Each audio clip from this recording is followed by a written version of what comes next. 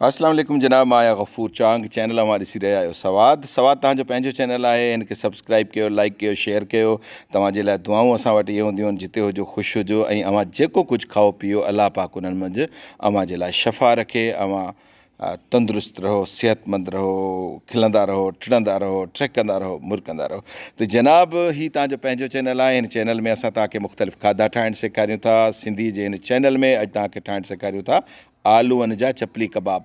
जी हा, तव्हां बिल्कुलु दुरुस्त ॿुधो, ही पटाटनि जा चपली कबाब आहिनि। जॾहिं मां तव्हां सां ॻाल्हाए रहियो हूंदो आहे, मुख़्तलिफ़ आवाज़ पखियुनि जा, ॿारनि जा अची रहिया हूंदा, छाकाणि त मां हूंदो आहे पंहिंजे बाग़ीचे में ऐं हिते ख़ूबसूरत रौनक हूंदी आहे, मंज़र हूंदा आहिनि। त अचो तव्हांखे ॿुधायूं त ही आलूअनि जा चपली कबाब ठहंदा कीअं।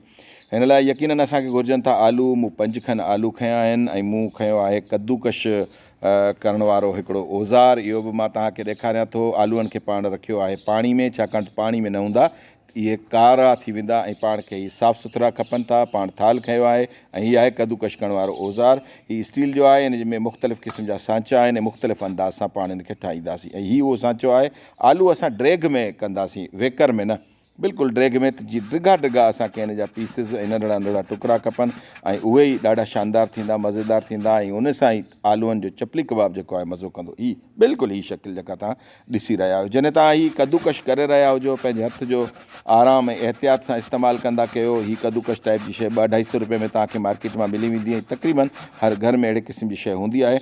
पाण ही सभई आलू जेके आहिनि उहे कद्दूकश करे वठूं था ऐं तव्हांखे ॿुधायूं था त आलू कद्दूकश करण खां पोइ हीअं रहिया आहिनि ऐं पाण खे खपनि बि ईअं ई था डिघा ॾाढा ज़बरदस्त। ऐं हाणे पाण हिन में विझूं था थधो पाणी।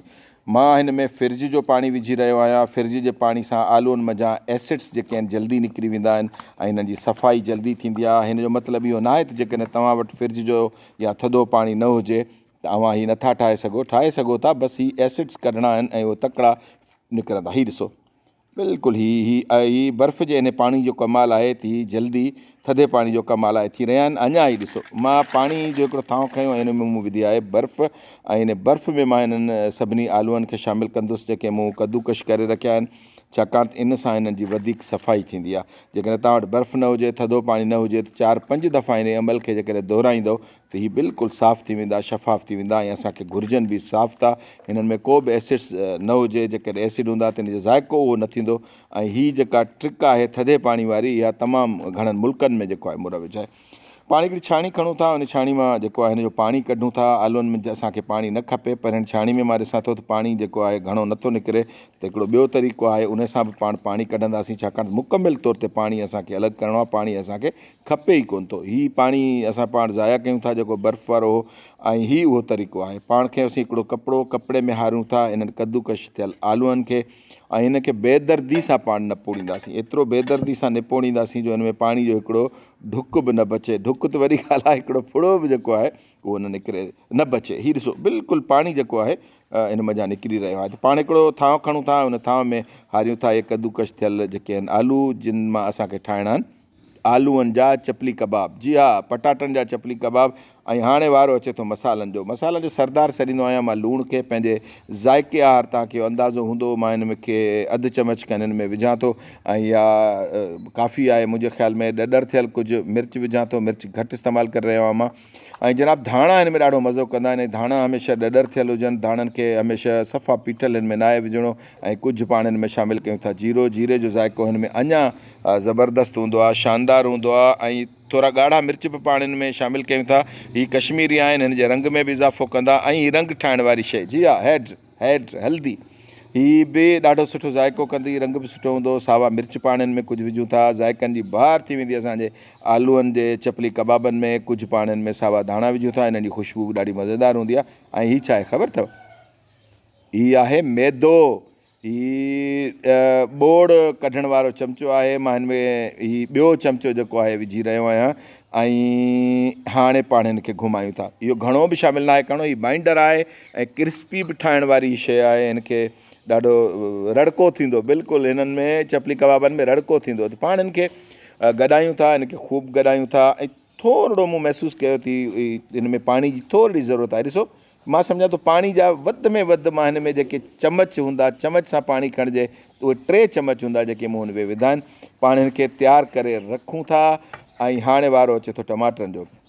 हिन जे हुस्न खे वधाइण लाइ, हिन जे ज़ाइक़े खे वधाइण लाइ टमाटरनि जो हिकिड़ो तरीक़ो आहे। पाण हिननि टमाटरनि खे कटींदासीं। कीअं कटींदासीं ऐं मां तव्हांखे ॿुधायां थो। पाण हिकिड़ी प्लेट खणूं था, हिन प्लेट में पाण खे टमाटरनि खे कटिणो आहे। मथियों हिसो ख़तमु कयोसीं टमाटर जो ऐं विचां ई कढूं था। बिल्कुलु ई ॾिसो इहो ख़ूबसूरत गुल जेको आहे उहो टमाटरनि जो, हिन खे न थुल्हो करिणो आहे न सन्हो करिणो आहे। घणो थुल्हो थियो थी ॻरंदो कोन, सन्हो थी वियो थी टुटी पवंदो, छाकाणि त हिन जो इस्तेमालु ॾाढे ज़बरदस्त नमूने करिणो आहे। पाण ठाहे रहिया आहियूं हाणे चपली कबाब। पंहिंजी मर्ज़ी सां ठाहियो, जहिड़ी शकिल जा तव्हांजी दिलि चवे। जेको हिन में आलू जो टुकड़ो ॿाहिरि निकिरी पए, आउट थी पए, त उनखे कढी छॾियो, छाकाणि त इहो तव्हांजे हिन खे टोड़े बि सघे थो जेसीं ताईं तव्हांखे हिन में महारत थिए।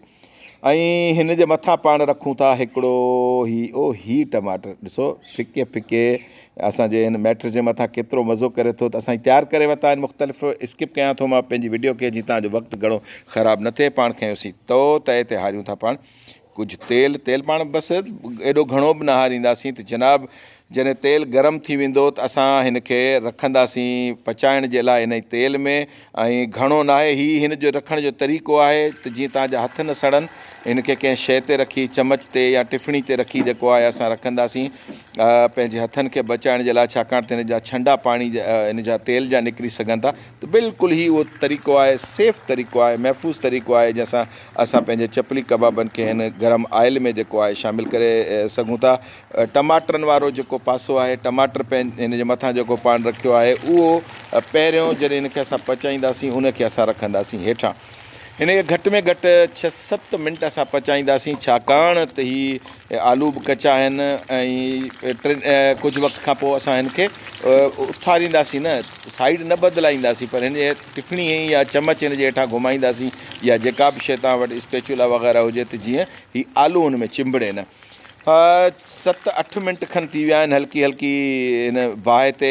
ऐं हाणे हिन खे पाण तब्दील कयो। पंहिंजा आलू बि जे मथां असांजो जेको ख़ूबसूरत गुल आहे टमाटर जो, इहो सलामत आहे, ज़बरदस्त। मूंखे त हाणे ई वात में पाणी थिए थो।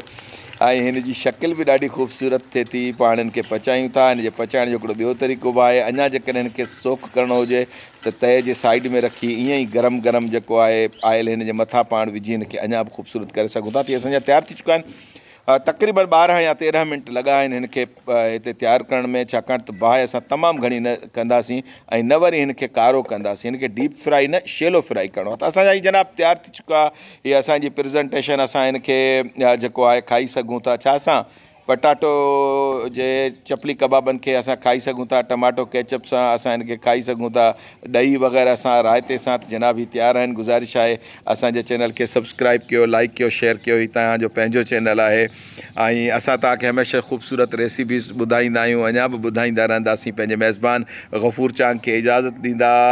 हमेशह जिते हुजो ख़ुशि रहो, मुस्कुराईंदा रहो ऐं असांखे दुआउनि में हरगिज़ न विसारिजो दोस्तो।